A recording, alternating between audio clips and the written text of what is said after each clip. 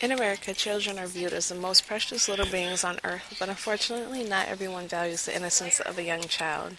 In different countries, young girls are trafficked as prostitutes to anyone who wants to get a kick. The word anyone should not be taken lightly, and here is why.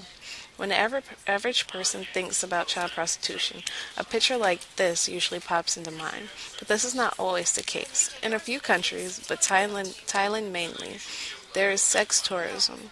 This is when tourists come from all over the world and while touring buy a child prostitute. According to UNICEF, there are about 60,000 to 200,000 child prostitutes, depending on the guidelines of the research conducted. Seeing how the majority of these children are forced into the business of sex, the World Congress Against the Commercial Sexual Exploitation of Children stated that this could be considered a form of contemporary slavery. Just to show the intensity of this matter, a study of the Vietnamese child prostitutes was conducted. Through this research, it was found that many of the girls are raped or forced into being paid for sex for the first account. Many of the girls start out working in a factory for money, but their bosses end up selling them. One girl who remains anonymous reported this. When I had my first sexual client, I cried. The bar owner arranged for my sex. The bar owner told me to come to a room and take some medicine, and I fell asleep. When I woke up, I realized I lost my virginity. I stayed at the bar for 1.5 years. I never told anyone about my experience.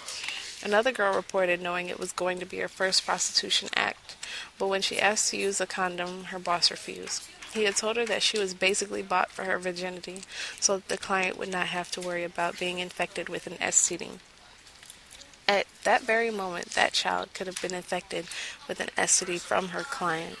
For Vietnam, the HIV rate is steadily increasing, and any one of the clients that the young girls come into contact with can be infected.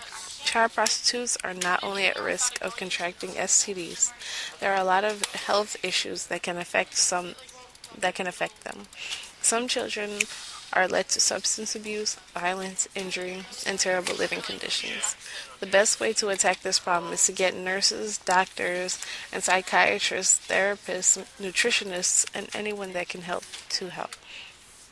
The children need all of you to go out there and do the research that will help define what their major problems are.